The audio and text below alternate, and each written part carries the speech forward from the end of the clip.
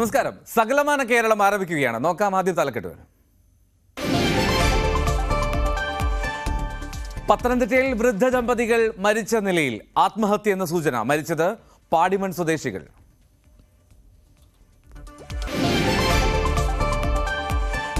കടുത്ത ചൂടിൽ വെന്തുരുകി നാട്. പാലക്കാട് കുടിവെള്ളക്ഷാമം രൂക്ഷം. ഉയർന്ന പ്രദേശങ്ങളിൽ വെള്ളമെത്തിയിട്ട് ആഴ്ചകൾ.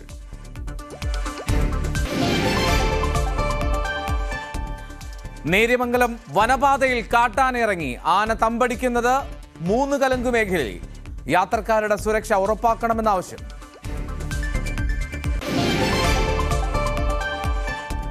വിപണി കീഴടക്കി തണ്ണിമത്തൻ കച്ചവടക്കാർ. വേനൽക്കാലത്ത് ആവശ്യക്കാർ ഏറെ.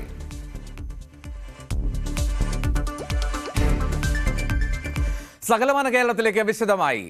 കൊച്ചി ധനുഷ്കോടി ദേശീയപാതയുടെ ഭാഗമായിട്ടുള്ള നേര്യമംഗലം വനപാതയിൽ കാട്ടാനിറങ്ങി. വനമേഖലയിലെ 3 കലങ്ക് ഭാഗത്താണ് ആന ഇറങ്ങിയത്. ആന തമ്പടിക്കുന്നത് ഇതുവഴിയുള്ള യാത്രക്കാർക്ക് വലിയ ഭീഷണിയായിട്ടുണ്ട്. കഴിഞ്ഞ ദിവസം ദേശീയപാതയിൽ 6 മൈൽ ഭാഗത്തും പകൽ സമയത്ത് കാട്ടാന ഇറങ്ങിയിരുന്നു.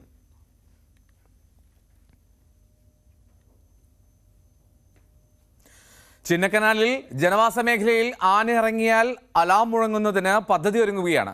വനം വകുപ്പ് ഉദ്യോഗസ്ഥരുടെ സംഘടനയാണ് പദ്ധതി തയ്യാറാക്കുന്നത്. വലിയ ശബ്ദത്തിൽ മുഴങ്ങുന്ന ഈ അലാറം പ്രവർത്തന സജ്ജമാകുന്നതോടെ നാട്ടുകാർക്ക് വേഗത്തിൽ മുന്നറിയിപ്പ് ലഭിക്കും. മേഖലയുടെ ഭൂപ്രകൃതി അനുസരിച്ച് ആനകളെ വേഗത്തിൽ തുരത്തുക അസാധ്യമായതിനാലാണ് ജനങ്ങൾക്ക് മുന്നറിയിപ്പ് നൽകുന്നതിനായി ഇത്തരത്തിൽ ഒരു അലാറം സ്ഥാപിക്കുന്നത്. സൗണ്ട് സിസ്റ്റം അലാറം സ്ഥാപിക്കുന്നത് മേഖലയിൽ നിരീക്ഷണം നടത്തുന്ന RRT സംഘത്തിനും പ്രയോജനമാകും. കേരളത്തെ വനസംരക്ഷണ വിഭാഗം ജീവനക്കാരുടെ ഒരു സംഘടനയാണ് Kerala state forest protective staff organisation. അത് ഡെപ്യൂട്ടി റേഞ്ച് ഓഫീസർ മുതൽ വാച്ചർമാർ, താഴെക്കിടയിലുള്ള ജീവനക്കാർ വരെ ഉൾപ്പെടുന്ന ഒരു സംഘടനയാണ്. ജീവനക്കാരുടെ വിഷയങ്ങളിൽ, ജീവനക്കാർക്കുണ്ടാകുന്ന പ്രശ്നങ്ങളിലെല്ലാം സംഘടന കൃത്യസമയത്ത് തന്നെ ഇടപെടുകയും അവരുടെ സംരക്ഷണം ഉറപ്പാക്കുന്നതിന് വേണ്ടി നിലകൊള്ളുന്ന ഒരു സംഘടനയാണ്.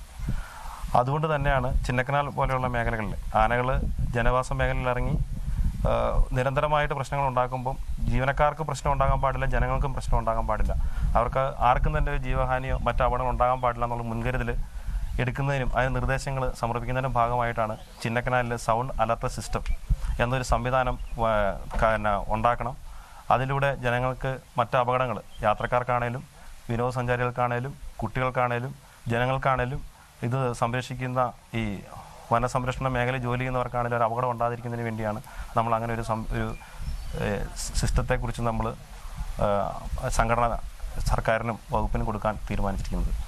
അത് ഈ ജനവാസ മേഖല 3-4 ബ്ലോക്കാക്കിയിട്ട് ഒരു 300-400 കുടുംബങ്ങൾ വരുമ്പം അതിൻ്റെ ഇടയ്ക്ക് ചെറിയൊരു സൗണ്ട് സിസ്റ്റം നമ്മൾ ആദ്യമേ തയ്യാറാക്കി ഒരു അലാറം നമ്മൾ ചെയ്യുമ്പോൾ അതിലൂടെ ജനങ്ങൾക്ക്, കൃഷിക്കാർക്കാണേലും ജോലി ചെയ്യുന്ന ആൾക്കാർക്കാണേലും അവർക്ക് പെട്ടെന്ന് ഇങ്ങനെ ഒരു അലർട്ട് വന്നു കഴിയുമ്പോൾ ആന അടുത്തുണ്ട് അല്ലെങ്കിൽ സമീപത്തുണ്ട് എന്ന് മനസ്സിലാക്കുകയും അതോടെ അവരെ നമ്മൾ കൊടുക്കുന്ന അലർട്ട്, അതായത് മൊബൈലിൽ ഒക്കെ ആണെങ്കിൽ നമ്മൾ കൊടുക്കുന്ന അലർട്ട് ശ്രദ്ധിക്കാൻ പറ്റുകയും അല്ലെങ്കിൽ സമീപത്തുള്ള ആളുകളോട് ചോദിച്ചുകൊണ്ട് അവർക്ക് അപകടങ്ങളിൽ നിന്ന് ഒഴിവാക്കാൻ പറ്റും. രാത്രി കാലത്താണെങ്കിൽ തന്നെ വീടിൻ്റെ മുമ്പിലാണെങ്കിലും തീയിട്ടോ മറ്റ് സംരക്ഷണം സ്വന്തമായിട്ട് തന്നെ അവർക്ക് ചെയ്യാൻ പറ്റും. അപ്പോൾ RRT പോലുള്ള നമ്മുടെ സംഘങ്ങൾ എത്തുന്നതിന് മുമ്പ് തന്നെ അവർക്ക് സ്വന്തമായിട്ട് അവർക്കൊരു സുരക്ഷ അവർക്ക് കിട്ടും, അവർക്ക് അപകടങ്ങളിൽ നിന്ന് രക്ഷപ്പെടാൻ പറ്റുന്നതാണ് സംഘടനയുടെ വിലയിരുത്തൽ. ഇടുക്കി മാങ്കുളം ടൗണിന് സമീപം പള്ളിക്കുന്ന് മേഖലയിൽ കാട്ടാന ശല്യം രൂക്ഷമായതായി നാട്ടുകാർ പരാതിപ്പെടുന്നു. കൃഷിയിടങ്ങളിൽ ഇറങ്ങിയ കാട്ടാനകൾ വ്യാപക നാശമാണ് വിതയ്ക്കുന്നത്. വനംവകുപ്പ് ഉദ്യോഗസ്ഥരെത്തി ഈ കാട്ടാനകളെ തുരത്തിയാലും ആനകൾ തിരികെ കാടിറങ്ങുന്നത് വീണ്ടും പ്രതിസന്ധിയാവുന്നതായി നാട്ടുകാർ പറയുന്നു. കഴിഞ്ഞ ദിവസങ്ങളിൽ കാട്ടാനകൾ നിരന്തരം കൃഷിയിടങ്ങളിൽ നാശം വരുത്തിയിരുന്നു. വാഴ, കമുക്, ജാതി തുടങ്ങിയ കൃഷിവിളകളെല്ലാം കാട്ടാനകൾ നശിപ്പിക്കുകയാണ്. മാങ്കുളം ഗ്രാമപഞ്ചായത്തിലെ 5-ാം വാർഡ് ഉൾപ്പെടുന്ന പ്രദേശമാണ് മാങ്കുളം ടൗണിന് സമീപത്തെ ഈ പള്ളിക്കുന്ന് മേഖല. ടൗണുമായി ചേർന്ന് കിടക്കുന്ന പ്രദേശമായതിനാൽ ആനകൾ ടൗണിലേക്ക് എത്തുമോ എന്ന ആശങ്കയുമുണ്ട് നാട്ടുകാർക്ക്. മാങ്കുളത്തെ വ്യാപാരികളും ഇതേ ആശങ്ക പ്രകടിപ്പിക്കുന്നു. കണ്ണൂർ കടന്നപ്പള്ളി മംഗലശ്ശേരിയിൽ ടാർ ചെയ്ത റോഡ് ദിവസങ്ങൾക്കകം പൊളിഞ്ഞതായി പരാതി. അശാസ്ത്രീയ നിർമ്മാണമാണ് റോഡ് പൊളിയാൻ കാരണമെന്ന് നാട്ടുകാർ ആരോപിക്കുന്നു. വലിയ വാഹനങ്ങൾ കടന്നു പോകുമ്പോൾ റോഡ് പൂർണ്ണമായും തകരുമോ എന്ന ആശങ്കയാണ് നാട്ടുകാർക്കുള്ളത്. പലയിടത്തും മെറ്റലുകൾ ഇളകി കുഴികൾ രൂപപ്പെട്ടു. വർഷങ്ങളുടെ ആവശ്യത്തിനൊടുവിലാണ് കടന്നപ്പള്ളി പാണപ്പുഴ പഞ്ചായത്ത് റോഡിന്റെ ടാറിങ്ങിനായി ഫണ്ട് അനുവദിച്ചത്. ഇടുക്കിയിൽ മിനി ബസ് അപകടത്തിൽപ്പെട്ടു. ദേശീയപാതയിൽ പൂപ്പാറ ഇരച്ചിൽപ്പാറ ഭാഗത്താണ് തമിഴ്നാട്ടിൽ നിന്നും എത്തിയ മിനി ബസ് നിയന്ത്രണം തെറ്റി മറിഞ്ഞത്.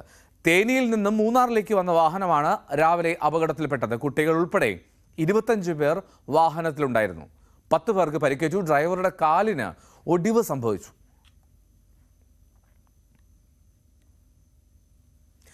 ഇടുക്കി ചെറുതോണി അണക്കെട്ടിൽ സന്ദർശനാനുമതി. എന്നാൽ സന്ദർശകരുടെ എണ്ണത്തിൽ നിയന്ത്രണമുണ്ട്. അവധിക്കാലം പരിഗണിച്ചാണ് കർശന നിബന്ധനകളോടുകൂടി സന്ദർശകർക്ക് അനുമതി നൽകാൻ വൈദ്യുതി വകുപ്പ് തീരുമാനിച്ചത്. രാവിലെ 9:30 മുതൽ വൈകിട്ട് 5 മണി വരെയാണ് സന്ദർശനത്തിനുള്ള സമയം.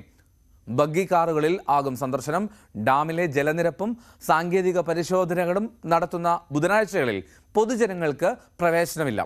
സുരക്ഷാ ക്രമീകരണങ്ങളുടെ ഭാഗമായി മൊബൈൽ ഫോൺ, ക്യാമറ തുടങ്ങിയ ഇലക്ട്രോണിക് ഉപകരണങ്ങൾ കർശനമായി നിരോധിച്ചിട്ടുണ്ട്.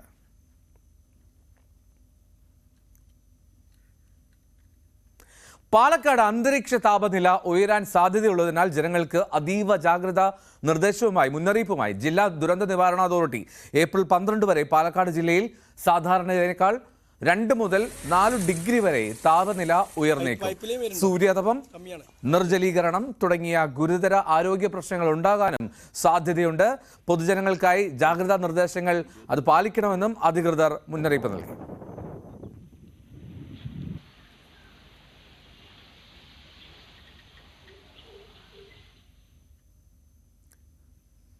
പത്തനംതിട്ട മല്ലപ്പള്ളിയിൽ വീട്ടിനുള്ളിൽ ഗ്യാസ് സിലിണ്ടർ പൊട്ടിത്തെറിച്ച് വയോധിക ദമ്പതികളെ മരിച്ച നിലയിൽ കണ്ടെത്തി. മുല്ലപ്പള്ളി കൊച്ചരപ്പ് സ്വദേശികളായ TC വർഗീസ്, ഭാര്യ അന്നമ്മ വർഗീസ് എന്നിവരാണ് മരിച്ചത്. പുലർച്ചെ 4 മണിക്കായിരുന്നു സംഭവം. രാവിലെ വർഗീസിനെയും അന്നമ്മയെയും വീടിന് പുറത്ത് കാണാത്തതിനെ തുടർന്ന് സമീപത്ത് താമസിക്കുന്ന വർഗീസിന്റെ സഹോദരൻ അന്വേഷിച്ചെത്തിയപ്പോഴാണ് ഇരുവരെയും മരിച്ച നിലയിൽ കണ്ടെത്തിയത്. കീഴായ്പൂർ പോലീസും ഫോറൻസിക് വിദഗ്ധരും സ്ഥലത്തെത്തി പരിശോധന നടത്തി. ആത്മഹത്യയാണെന്നാണ് പോലീസിന്റെ പ്രാഥമിക നിഗമനം. മറ്റു വിവരങ്ങൾ അന്വേഷിച്ചു വരുന്നു.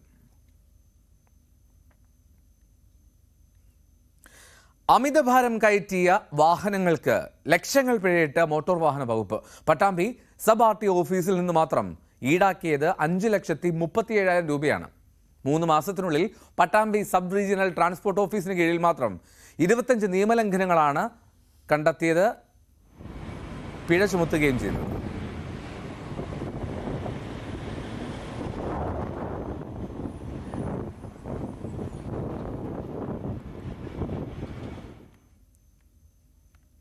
തിരുവനന്തപുരം ചിറയൻകീഴ് ശാർക്കര മീനഭരണി മഹോത്സവത്തിന്റെ ഭാഗമായി ശാർക്കര പറമ്പിൽ ഒരുക്കിയിരിക്കുന്ന കാർണിവലിലെ റൈഡുകൾ സുരക്ഷാ മാനദണ്ഡങ്ങൾ പാലിക്കുന്നില്ലെന്ന് പരാതി.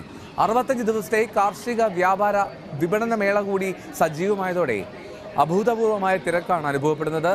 യന്ത്ര ഊഞ്ഞാൽ റൈഡിൽ സീറ്റ് ബെൽറ്റോ ലോക്കോ ഇല്ലാത്തത് അപകടത്തിന് വഴിവെക്കുമെന്നാണ് റൈഡിൽ കയറി മടങ്ങുന്നവർ പറയുന്നത്. ഇക്കാര്യത്തിൽ കർശനമായ സുരക്ഷാ പരിശോധന വേണമെന്ന ആവശ്യവും ഉയരുന്നു.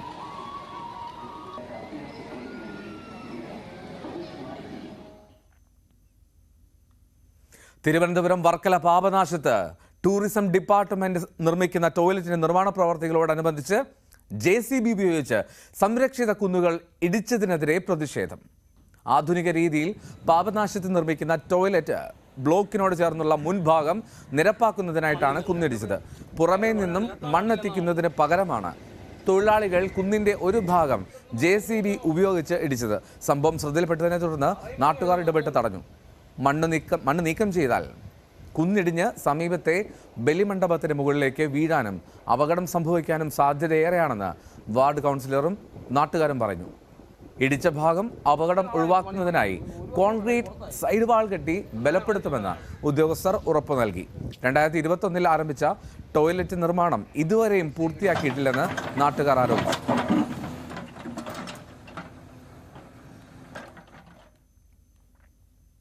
ചെറിയ പെരുന്നാളിൽ ആശുപത്രിയിലെ രോഗികൾക്കും കൂട്ടിരിപ്പുകാർക്കും ഭക്ഷണം നൽകി പട്ടാമ്പി CH യൂത്ത് സെന്റർ.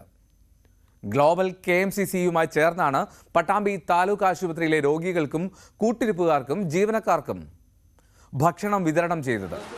മുസ്ലിം യൂത്ത് ലീഗ് പട്ടാമ്പി മുനിസിപ്പൽ കമ്മിറ്റിക്ക് കീഴിൽ പ്രവർത്തിക്കുന്ന CH യൂത്ത് സെന്ററിന്റെയും ഗ്ലോബൽ KMCC പട്ടാമ്പിയുടെയും ആഭിമുഖ്യത്തിലായിരുന്നു പരിപാടി.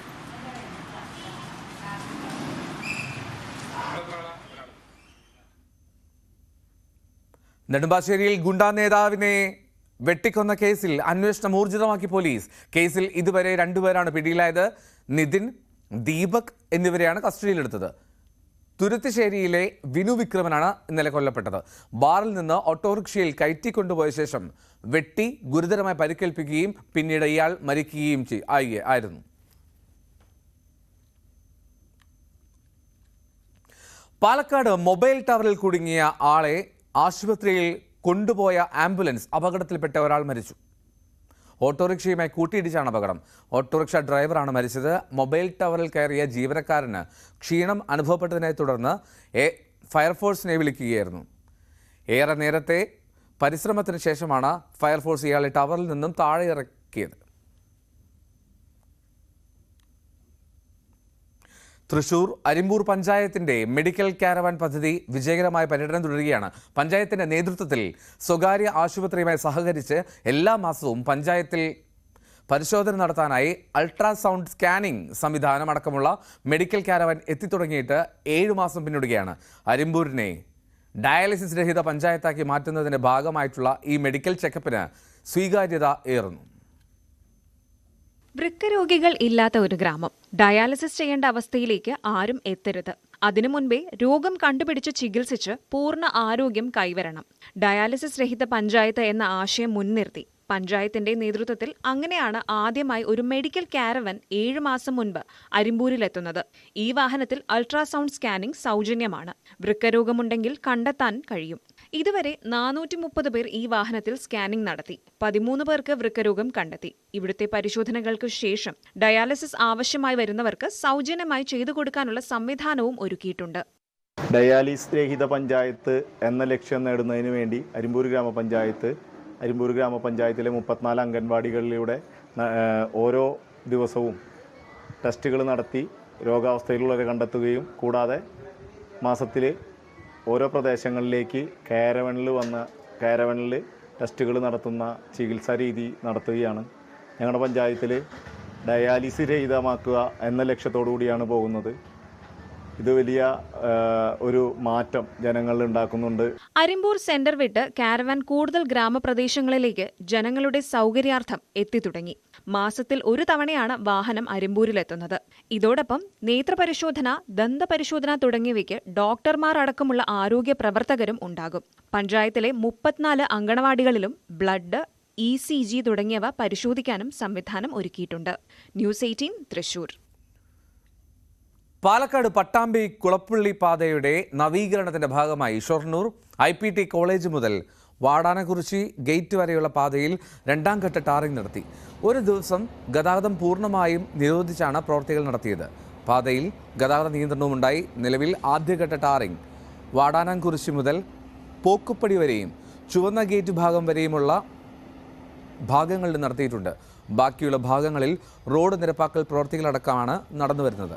കിഫ്ബി ഫണ്ടിൽ നിന്നും 85 കോടി രൂപ ചെലവിട്ടാണ് പട്ടാമ്പി നില ആശുപത്രി മുതൽ കുളപ്പള്ളി IPT കോളേജ് വരെയുള്ള ഭാഗം നവീകരിക്കുന്നത്. വേനൽക്കാലമായതോടെ തണ്ണിമത്തന് ആവശ്യക്കാർ ഏറെയാണ്. ജോലിക്കിടയിൽ ലഭിക്കുന്ന ഇടവേളകളിൽ തണ്ണിമത്തൻ കൃഷി ചെയ്ത് ശ്രദ്ധേയനാവുകയാണ് എറണാകുളം പല്ലാരിമംഗലം സ്വദേശി മുഹമ്മദ്. വ്യത്യസ്തമായ വിവിധ കൃഷിയിലൂടെ ശ്രദ്ധേയനായ പോലീസ് ഉദ്യോഗസ്ഥൻ മുഹമ്മദ് ആദ്യമായാണ് തണ്ണിമത്തൻ കൃഷി നടത്തുന്നത്. ഉഷ്ണകാലം മുന്നിൽ കണ്ട് പരീക്ഷണാടിസ്ഥാനത്തിലാണ് കൃഷി ഇറക്കിയത്. മൃദുല, കിരൺ എന്നീ ഇനങ്ങളാണ് മുഹമ്മദ് വിളയിച്ചെടുത്തത്. പരീക്ഷണാടിസ്ഥാനത്തിൽ ചെയ്ത തണ്ണിമത്തൻ കൃഷി വിജയകരമായതിനാൽ കൃഷി വ്യാപിപ്പിക്കാനാണ് തീരുമാനമെന്ന് മുഹമ്മദ് പറഞ്ഞു. ഒഴിവു സമയം കൃഷിയാണ് ഫുൾ ടൈം ചെയ്യുന്നത്. വെറൈറ്റിക്ക് വേണ്ടി ചെയ്തതാണ്. ഉഷ്ണകാലമൊക്കെ കാരണം തണ്ണിമത്തൻ കൃഷി ചെയ്തത്. വെറൈറ്റി തണ്ണിമത്തൻ ചെയ്തു. പരീക്ഷണാടിസ്ഥാനത്തിൽ കുറച്ചേ ചെയ്തിട്ടുള്ളൂ. ചെയ്തത് വൻ വിജയമാണ്. കുറച്ചുകൂടി കൃഷി വ്യാപിപ്പിക്കണം എന്നുള്ളതാണ് ആഗ്രഹം. നിലവിൽ തേനീച്ച, റംബുട്ടാൻ, മീൻ, പ്ലാവ്, പച്ചക്കറി, വാഴ എല്ലാ വെറൈറ്റിയും ചെയ്യുന്നുണ്ട്. ആദ്യമായിട്ടാണ് തണ്ണിമത്തൻ കൃഷി ചെയ്തത്. തേനീച്ച, മത്സ്യം, വിവിധ ഫലവൃക്ഷങ്ങൾ, പച്ചക്കറികൾ തുടങ്ങിയവ വൻതോതിൽ കൃഷി ചെയ്ത് മികവ് തെളിയിച്ച ആളാണ് മുഹമ്മദ്. കാർഷിക രംഗത്തെ മികച്ച പ്രവർത്തനങ്ങൾക്ക് ഉന്നത പോലീസ് ഉദ്യോഗസ്ഥരുടെ അഭിനന്ദനങ്ങളും ഇദ്ദേഹത്തിന് ലഭിച്ചിട്ടുണ്ട്. കാർഷിക മേഖലയ്ക്ക് പ്രചോദനമായ മുഹമ്മദിന്റെ പ്രവർത്തനങ്ങൾ മറ്റ് സർക്കാർ ഉദ്യോഗസ്ഥരും മാതൃകയാക്കണമെന്ന് ആദ്യ വിളവെടുപ്പ് നടത്തിയ meat products of India chairman EK Sivan പറഞ്ഞു. കാർഷിക മേഖലയ്ക്ക് ഒരു പ്രചോദനമാണ്. നാട്ടിലെ സാധാരണക്കാരായ ചെറുപ്പക്കാർക്കും സർക്കാർ ഉദ്യോഗസ്ഥന്മാരും ഇത് കണ്ടുപഠിക്കേണ്ടതാണ്. അതൊരു മാതൃകയാക്കണം എന്ന അഭ്യർത്ഥനയാണ് നമുക്കുള്ളത്. തീർച്ചയായിട്ടും ഇതൊരു മാതൃകയായി തന്നെ കണ്ടുകൊണ്ട് സമൂഹത്തിലേക്ക് ഇത് നമുക്ക് എല്ലാവരിലേക്കും ഈ അഭിപ്രായത്തിൽ എത്തിക്കുന്നതിന് വേണ്ടിയിട്ടുള്ള വലിയ ശ്രമമാണ്. അതിനു വേണ്ടിയിട്ടുള്ള പരിശ്രമം നമുക്ക് തുടരാം. തീർച്ചയായിട്ടും ഇത്തരം സംരംഭങ്ങൾ മറ്റുള്ളവരും ആരംഭിക്കുകയും മുഹമ്മദിൻ്റെ ഈ സംരംഭത്തിന് എല്ലാവിധ ആശംസകളും അർപ്പിക്കുന്നു. കാർഷിക മേഖലയ്ക്ക് എന്നും മാതൃകയായിട്ടുള്ള മുഹമ്മദ് തണ്ണിമത്തൻ ഇവിടെ വിളയുമെന്ന് തെളിയിച്ചിരിക്കുകയാണെന്ന് കൃഷി ഓഫീസർ EM മനോജ് പറഞ്ഞു. ഈ തണ്ണിമത്തൻ നമ്മുടെ ഈ പ്രദേശത്ത് ഉൽപ്പാദിപ്പിക്കപ്പെടുമ്പോൾ നമ്മുടെ ഈ പ്രദേശത്തിനാകെ ഒരു പ്രചോദനമാണ്, ഒരു കുളിർമയാകുന്ന ഒരു സംഭവം തന്നെയാണ്. കാരണം 2 വെറൈറ്റി തണ്ണിമത്തനാണ് ഇവിടെ കൃഷി ചെയ്തിരിക്കുന്നത്. അപ്പോൾ അതിൽ നിന്ന് നമ്മുടെ ഈ പ്രദേശത്ത്, പ്രത്യേകിച്ച് പല്ലാരിമംഗലം പഞ്ചായത്തിലെ പ്രദേശത്ത് തണ്ണിമത്തൻ വിളയിക്കാൻ പറ്റും എന്നുള്ളത് തെളിയിച്ചിരിക്കുകയാണ് ശ്രീ മുഹമ്മദ്. ന്യൂസ് 18 കോതമംഗലം. ഉദ്ഘാടനം കഴിഞ്ഞ് 15 ദിവസമായ റോഡ് കുടിവെള്ള പൈപ്പ് പൊട്ടിയതിനെ തുടർന്ന് തകർന്നു. കൊട്ടാരക്കര പുത്തൂർ ടൗൺ മുതൽ പാങ്ങോട് വഴി പണി പൂർത്തീകരിച്ച റോഡാണ് തകർന്നത്. 3 മാസത്തിന് മുമ്പാണ് പണി പൂർത്തിയായ റോഡിന്റെ ഉദ്ഘാടനം ധനമന്ത്രി നിർവഹിച്ചത്. 3.5 കോടി ചിലവഴിച്ച് നിർമ്മിച്ച റോഡാണ് തകർന്നത്. കുടിവെള്ള പൈപ്പ് പൊട്ടി വെള്ളം കുത്തിയൊലിച്ചതാണ് കാരണം. ഉദ്ഘാടന ദിവസവും മറ്റൊരിടത്ത് പൈപ്പ് പൊട്ടി തകർന്നിരുന്നു. പഴയചിറയിൽ ഞാങ്കടവ് കുടിവെള്ള പദ്ധതിയുടെ പൈപ്പ് പൊട്ടി 10 മീറ്റർ സ്ഥലത്താണ് റോഡ് തകർന്നത്. ഇവിടെ മാത്രമല്ല കിഴക്കോട്ടൊക്കെ പൊട്ടിയിട്ടുണ്ട്. അവിടെ ചൈവനയിലെ കുഴപ്പമാണ് ഈ സംഭവിച്ചിരിക്കുന്നത്. പൈപ്പ് വളരെ മോശപ്പെട്ട പൈപ്പാണ് ഇടുന്നത്. ഞങ്ങളത് അവരോട് പറഞ്ഞതൊക്കെ അവർ ഇങ്ങനെ ചെയ്യത്തുള്ളൂ പറഞ്ഞ് അവർ പോയി. നേരത്തെ ഒന്ന് പൊട്ടി പിന്നെ അവർ വേറെ പൈപ്പൊക്കെ ഇട്ടതാണ്. പിന്നെ ഇപ്പോഴാണ് പൊട്ടുന്നത്. ഈ വെയിലിൻ്റെ ചൂടടിച്ചിട്ട് പൈപ്പ് വികസിക്കും, അടിയതൊക്കെ ചൂട് വന്നിട്ട് ഇത് ഫ്ലാഷാകും. നിലവാരമില്ലാത്ത പൈപ്പ് ഇട്ടതിൻ്റെ പേരിലാണ് ഈ സംഭവിച്ചിരിക്കുന്നതാണ് എൻ്റെ ഉദ്ദേശം. ആധുനിക നിലവാരത്തിൽ റോഡ് പണിയുന്നതിന് മുൻപായി പൈപ്പ് ലൈനുകൾ മാറ്റി സ്ഥാപിക്കുന്നതിലും പുതിയ ലൈനുകൾ ഇടുന്നതിലുമൊക്കെ വലിയ വിവാദം നിലനിന്നിരുന്നു. പ്രതിഷേധിച്ചവർക്കെതിരെ പോലീസ് നടപടിയെടുക്കുമെന്ന് വന്നതോടെ പിന്മാറുകയാണ് ഉണ്ടായതെന്ന് നാട്ടുകാർ പറയുന്നു. ഈ റോഡിൽ പൈപ്പ് വരാൻ ചാൻസ് ഇല്ലെന്ന് പറഞ്ഞു കഴിഞ്ഞാൽ അവിടുന്ന് പൈപ്പ് അതോറിറ്റിയുടെ ലൈൻ വന്നിട്ട് ഇങ്ങനെ നേരെ വടക്കോട്ടാണ് പോകുന്നത്. അതായത് പഴവറ സൈഡിലോട്ടാണ് എസംപുരത്ത് വന്നിട്ട് പോകുന്നത്. പിന്നെ പണ്ട് ജപ്പാൻ കുടിവെള്ള പദ്ധതി എന്ന് പറഞ്ഞാൽ കുറേ പൈപ്പ് കുടിച്ചിട്ടുണ്ട്, അതിലെ വെള്ളം വരുന്നില്ലേ.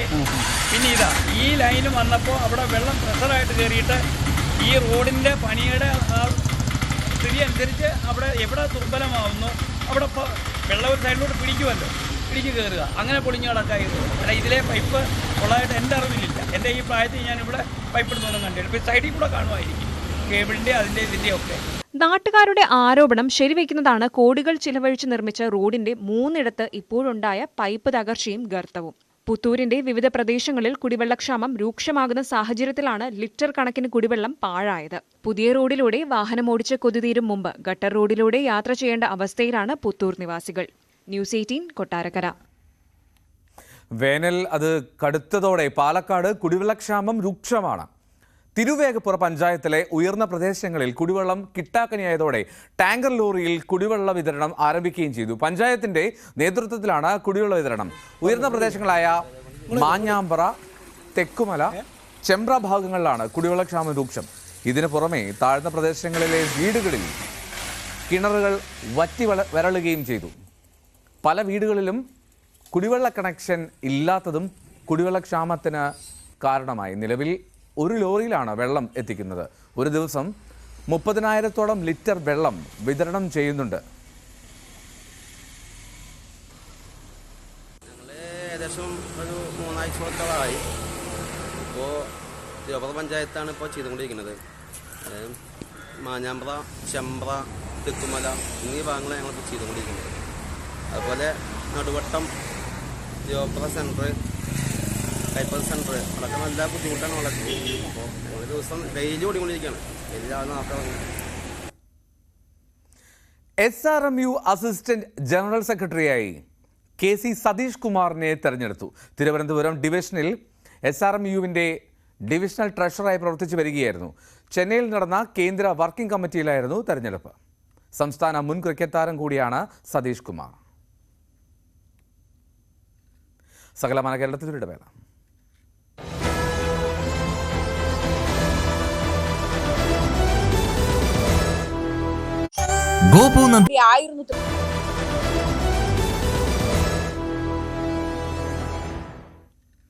സകലമാന കേരളത്തിൽ ഇനി പോകുന്നത് തെരഞ്ഞെടുപ്പ് വാർത്തകളിലേക്ക്.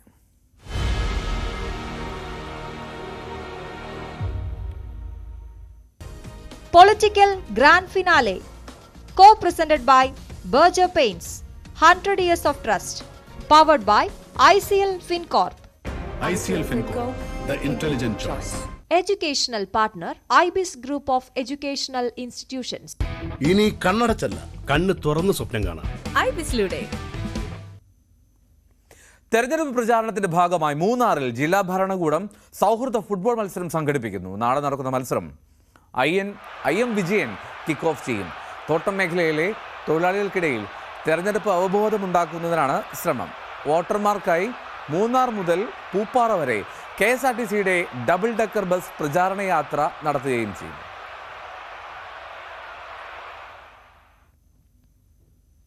ലോക്സഭാ തെരഞ്ഞെടുപ്പിന്റെ പശ്ചാത്തലത്തിൽ നേതാക്കളുടെ ഗാലറി എന്ന പേരിൽ സ്വതന്ത്ര ഇന്ത്യയിലെ രാഷ്ട്രീയ നേതാക്കളെ കുറിച്ചുള്ള പുസ്തകങ്ങളുടെ പ്രദർശനം സംഘടിപ്പിച്ചു.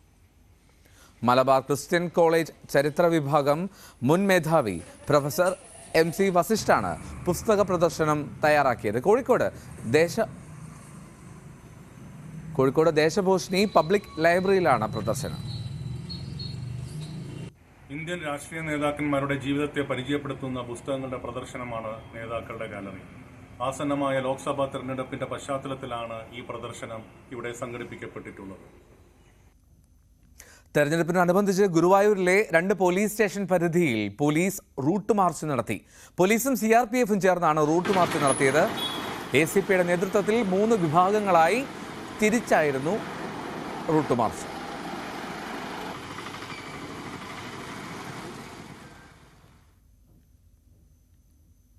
ആറ്റിങ്ങൽ മണ്ഡലത്തിലെ NDA സ്ഥാനാർത്ഥിയും കേന്ദ്രമന്ത്രിയുമായ V മുരളീധരന്റെ വാഹന പര്യടനത്തിന് നേരെ അസഭ്യവർഷം. ബൈക്കിലെത്തിയ 3 അംഗ സംഘമാണ് അസഭ്യവർഷം നടത്തിയത്. സംഭവത്തിന് നേതൃത്വം നൽകിയത് CPM പഞ്ചായത്ത് മുൻ അംഗത്തിന്റെ മകനാണ് എന്നാണ് വിവരം. പോലീസ് എത്തുന്നത് വരെ V മുരളീധരൻ പര്യടനം നിർത്തിവെച്ചു. തുടർന്ന് പോലീസ് അകമ്പടിയോടുകൂടിയാണ് പ്രചാരണം തുടർന്നത്.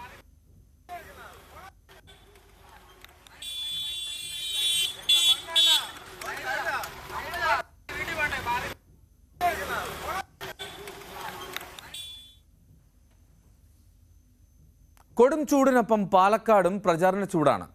വിജയം ആവർത്തിക്കുമെന്ന് പാലക്കാട്ടെ UDF സ്ഥാനാർത്ഥി VK ശ്രീകണ്ഠൻ പറയുന്നു. സംസ്ഥാന സർക്കാരിനെതിരായ വിധിയെഴുത്ത് കൂടിയാകും ഈ പാലക്കാട് ഉണ്ടാവുക. ഇത്തവണ ഭൂരിപക്ഷം ഉയരുമെന്നും VK ശ്രീകണ്ഠൻ ന്യൂസ് 18നോട് പറഞ്ഞു. 6 തവണ തുടർച്ചയായി ഇടതുമുന്നണി ജയിച്ച മണ്ഡലമാണ് കഴിഞ്ഞ തവണ VK ശ്രീകണ്ഠൻ UDFന് വേണ്ടി തിരികെ പിടിച്ചത്. ശ്രീ VK ശ്രീകണ്ഠനാണ് UDFന്റെ ഇത്തവണത്തെ സ്ഥാനാർത്ഥി. അദ്ദേഹം നമുക്കൊപ്പം ചേരുന്നു. എന്തുകൊണ്ട് പാലക്കാട്ടെ ജനങ്ങൾ വീണ്ടും താങ്കളെ ജയിപ്പിക്കണം? നമസ്കാരം. ജനങ്ങളോട് ചോദിച്ചാൽ വളരെ വ്യക്തമായിട്ട് അവർ പറയും. ഇന്നിപ്പോൾ കേന്ദ്ര സംസ്ഥാന സർക്കാരുകൾക്കെതിരായ വലിയ ജനവികാരം ഉണ്ട്. സത്യത്തിൽ ലോക്സഭാ തെരഞ്ഞെടുപ്പ് എന്ന് വെച്ചാൽ രാജ്യം മുഴുവൻ ഏറ്റവും കൂടുതൽ രാഷ്ട്രീയം ചർച്ച ചെയ്യുന്ന ഒരു തെരഞ്ഞെടുപ്പാണ്. കേരളം അതിന് വലിയ മാതൃകയാണ്. ഇപ്പോൾ ഒരു വർഗീയ ഫാസിസ്റ്റ് സർക്കാരാണ് നരേന്ദ്രമോദിയുടെ സർക്കാർ, BJP സർക്കാർ എന്ന് വലിയ തോതിലുള്ള ആക്ഷേപമുണ്ട്. അനുഭവമാണ് ജനങ്ങളുടെ. ഇപ്പോൾ ജനങ്ങൾ ആഗ്രഹിക്കുന്ന ഇന്ത്യയുടെ ഭരണഘടന നിലനിൽക്കണം.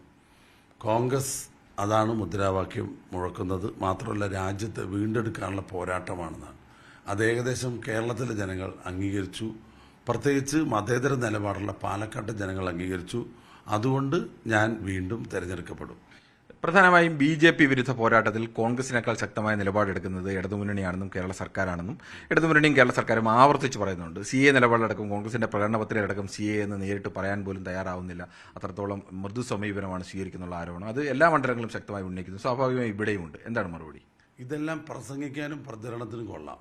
CPMന്റെ ഇന്ത്യയിൽ ഏതെങ്കിലും ഒരു സീറ്റിൽ 543 സീറ്റിൽ മത്സരം നടക്കുന്നുണ്ട്. ഏതെങ്കിലും ഒരു സീറ്റിൽ CPM BJP മത്സരമുണ്ടോ? തെളിയിച്ചാൽ ഞാൻ പിൻവലിക്കാം. ഏതെങ്കിലും ഒരു സീറ്റിൽ, കേരളത്തിൽ മാത്രമല്ല ഇന്ത്യയിൽ ഏതെങ്കിലും ഒരു സീറ്റിൽ BJP CPM നേരിട്ട് ഏറ്റുമുട്ടുന്നുണ്ടോ? എന്ത് പോരാട്ടമാണ് ഇവർ നടത്താനിരിക്കുന്നത്? റോഡിൽ കൂടെയുള്ള ബഹളം നടത്തി വോട്ട് ഭിന്നിപ്പിക്കാൻ വേണ്ടിയുള്ള ശ്രമം BJPയെ സഹായിക്കാൻ. കാരണം കോൺഗ്രസ് മുക്ത ഭാരതമാണ് BJPയുടെ മുദ്രാവാക്യം. അതുപോലത്തെ ഒരു മുദ്രാവാക്യം മുഴക്കാതെ മുഴക്കുന്ന ഒരു പാർട്ടിയാണ് CPM. ഇവർ തമ്മിലുള്ള ബാന്ധവമാണ് ഇതിൻ്റെ പിന്നിൽ. ഇന്ത്യയിൽ ഒരു ചുക്കും CPMന് രാഷ്ട്രീയത്തിൽ ചെയ്യാൻ കഴിയില്ല. ദേശീയ പാർട്ടിയുടെ അംഗീകാരം പോകാതിരിക്കാൻ ഈനാമ്പേച്ചി മരപ്പെട്ടിയും ചിഹ്നമായിട്ട് കിട്ടാതിരിക്കാൻ വോട്ട് ചെയ്യണമെന്നാണ് AK ബാലൻ പറഞ്ഞത്. അല്ലാതെ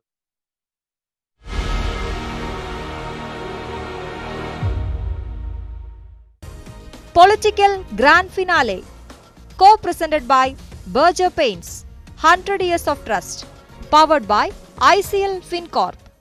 ICL FinCorp, the intelligent choice. Educational partner, IBIS Group of Educational Institutions. ഇനി കണ്ണടച്ചല്ല, കണ്ണ് തുറന്ന് സ്വപ്നം കാണാം. IBISലൂടെ സ്വർണ്ണം വെള്ളി നിരക്കുകൾ. കവിത ഗോൾഡ് ആൻഡ് ഡയമണ്ട്സ് ഇന്നത്തെ സ്വർണം വെള്ളി നിരക്കുകൾ നിങ്ങൾക്കായി സമർപ്പിക്കുന്നത്. വലിയ സ്വപ്നങ്ങൾ, വലിയ സന്തോഷങ്ങൾ, വലിയ collection. Kavitha gold and diamonds. 22 carrot സ്വർണം ഗ്രാമിന് 6620, പവന് 52,960. 18 ക്യാരറ്റ് സ്വർണം ഗ്രാമിന് 5530, പവന് 44,240. വെള്ളി ഗ്രാമിന് 89, കിലോയ്ക്ക് 89,000 രൂപ. കവിത ഗോൾഡ് ആൻഡ് ഡയമണ്ട്സ് ഇന്നത്തെ സ്വർണം വെള്ളി നിരക്കുകൾ നിങ്ങൾക്കായി സമർപ്പിക്കുന്നത്. വലിയ സ്വപ്നങ്ങൾ, വലിയ സന്തോഷങ്ങൾ, വലിയ collection. Kavitha gold and diamonds. സകലമാന കേരളം പൂർണ്ണമാകുന്നു. നമസ്കാരം.